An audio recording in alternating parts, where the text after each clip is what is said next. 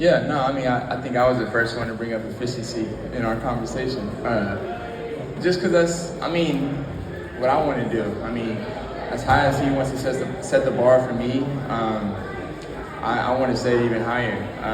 For me, I'm excited about this team, this group, and so for me, the leadership part is just taking it one day at a time. Obviously, we have a lot of new pieces and new guys on our team that can bring a different type of experience to our team. And so for me, being the leader that I need to be, as far as we're still a young team. I think we're one of the top 3 youngest teams, top 5 youngest teams, and still. So we still got a long ways to go as far as making sure we're together on the same page and all that stuff. And so that's a day-by-day step. And so that's one of the leadership things that he talked to me about, not looking too far ahead, making sure that I'm present with our team and making sure that we're focused each day to take care of the business for the next one. Trae, obviously last season ended in disappointment, but when you look at the conference finals in the East, it was the Knicks and the Pacers, teams that you had wins against last season. How far do you think you are, or do you look at that as a motivation and inspiration to be like, we're not that far away from being where we want to get to, we've just got to take care of business a lot better during the regular season? Yeah, I mean, last year is last year, first off. But yeah, like when we were healthy, if you think about it, when we were healthy, we can compete with anybody, especially in the East. So I look at when we were healthy, what we were like, rather than when we weren't. And a lot of teams can say that every year, every team. There's a lot of teams that can say that every year. And unfortunately, my first 7 years, I could probably say that a lot. So hopefully we have that luck factor on our side this year, and if we do, I'm very confident in our team. Hey, Trae. How do you feel like the addition of KP of the Kills when they're healthy perspective? KP has championship experience. Kills also make the playoff runs. How do you think that helps you kind of be a leader for the young guys who are trying to help you guys get to that point? Yeah, I mean, it helps. I mean, obviously, when you're a young team, it's easy to get caught up in yourself and focus on yourself and focus on the next chapter for yourself. There's a lot of young teams that's why they're in rebuilding mode and they stay that way. So for me, adding those guys that have been a part of winning teams and Nikhil being probably one of the best role players in the league, like those type of role players aren't on every team, and that's why those teams go as far as they do. You know what I'm saying? And so bringing in those 2 guys specifically, and then Luke, obviously being an underrated player in my opinion as far as what he can do for us.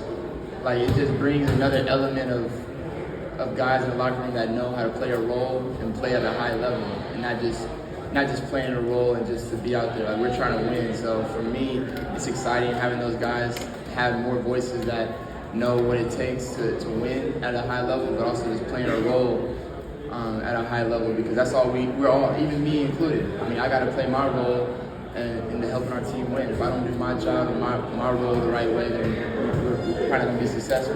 So that goes along with 1 through 15 and coaching staffs included. So we all got to play a role in this. And so bringing guys that have won at a high level and playing a role, I mean, it's very important for us.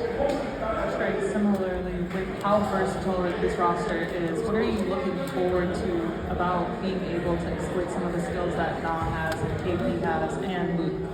Yeah, I mean, every one of them brings different tools to our team. I think a lot of people understand what Luke brings, and they see that he can shoot the ball really well. I can see him being an underrated passer, a highly IQ guy. I think IQ is an underrated skill that a lot of players in this league don't have, and Luke brings that. And Nikhil being, I mean, the type of role player that he's been so far in his career, I think he can make another step in being even more, I mean, offensively can bring a lot to the table for us. And then we already know he does it defensively. And then obviously KP, his space and the floor ability, his defensive presence at the basket. When you go to the rim, you see a 7'2" guy there just standing there.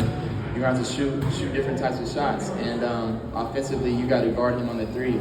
So that allows me to get by my defender, and if it draws other defenders in, I have shooters around me that can make shots. And so it's going to be fun. We don't know what it's going to look like right now, but in my mind, it was pretty good. Trae, you're entering year 8. Every single season we've seen your assists per game go up. Last year you had 11.6. With all these new additions, can we see 12 this year? What you think? Absolutely. Maybe we'll see. We'll see. I got some weapons that can make it happen, and you don't get an assist by doing it yourself. So I've had some pretty good teammates that have made me look good when I pass it to them. So I got some guys now too that can score too. So we'll see. Trae, you just had your From the Point weekend in Norman, Oklahoma, where you had a youth camp, and I saw in one of those videos a kid say you were his hero. Fine. And I wanted to ask you, who's your hero? My hero, my hero is my grandpa who passed away when I was 10. So anytime you see me about to walk on right before tip off praying, that's what I'm praying to. I'm praying to God and my grandpa. So they've been watching over me since I was 10 years old, guided me through everything. My decision to go to OU, my decision to leave and not come back and chase a championship. It landed me here, and I know I got a championship in the future too. So I'm gonna continue to give it to the man above and my grandpa. So those are my motivations. Trae in the back. When we talked to Coach Snyder, he had kind of emphasized both having patience with this team because they're young and also urgency at the same time. What do you think are fair expectations of this team going into a year where you have so many additions but also being kind of a young team? Yeah, I mean, that's a great question. I think as a competitor, as a high-level competitor, like you want expectations. You want people to think you're going to do great, to think you're going to accomplish the most. You know what I'm saying? And so for me, I as a player, as a competitor, I embrace it. Like I embrace all the expectations, whatever expectations y'all have of us. Great. I mean, that's cool. But I promise you, we have expectations for ourselves, and I mean, we're going to continue to talk about that internally. That's a day-by-day process, and I'm sure y'all have heard that once or twice a day, and that's for a reason. You know what I'm saying? And we're all on the same page and what we want to do. And training camp hadn't even started yet, so that's a scary sight. And so for us, we just got to continue to take it day by day, let the expectations be what they be, and we take care of business. Those expectations will rise within itself. So I don't want to get into that. Hey Trae, a lot of talk, of course, about the split of the types of players on the teams, the younger guys, the older guys. Yeah. Last year, you had the biggest influence on your teammate's shot quality in the entire NBA, and I think that speaks to how valuable your orchestration is. But now you're introducing a different element with KP, with the key of Luke, these more realized guys who want to create for themselves. So how do you visualize sort of figuring out that split where you're creating for others who really need to rely on that versus potentially deferring or even accentuating the way that KP posts up and Luke comes off the screen? Yeah, I mean, I think you'll be able to see another element of my game that you haven't been able to see. And a lot of people, they like to say, Trae can't play with this person, because he loves the ball in his hand. He can't get the ball. Like, come on, man. Like, you'll be able to see, especially in moments like I have a guy that in KP who draws double teams. You know what I'm saying? And Jalen, if he's healthy, you've been able to see what we've done together. You know what I'm saying? So he's back now, and so it's elements of my games that you probably haven't seen yet, and adding guys that we've added this summer will allow me to play a little bit even more off the ball, and so I'm excited about it, and I'm more ready to get it going than anything. Hey Trae, back here. So how does it feel to have just the city and the team, the Hawks and even the Falcons behind you, considering the interaction that you and Pat Bev have had this offseason? Me and who? No, Pat Bev. Oh, Patty. I got you. I to be honest with you, man, I'm about to get ready for a season. I said it in my video. I can't. Y'all, he's a part of y'all. You know what I'm saying? I got a lot of respect to y'all. You know what I'm saying? Y'all media members. I ain't got nothing bad to do. I'm not about to go back and forth with guys like that. Trae, of course, another year, another season with you with Jordan Brand. Do you ever have any moments to pick Mike's brain and talk to Michael Jordan about your game, some things that he may feel like you can improve on, work on? And do you have anything special lined up as far as apparel with Jordan Brand? Yeah, I knew you always be asking them type of questions. Trying to get the league, man. I got some stuff obviously with Jordan Brand. It's a great brand. Mike's obviously he's untouchable. So you get to have conversations with him every now and then, but he's a busy guy.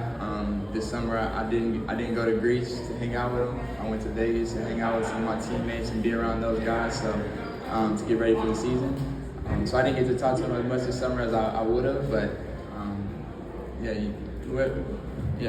this stuff always lined up in the future. Trae, there's obviously a lot of things to be excited about this offseason. Was there any disappointment, though, that you weren't able to get an extension done with the team?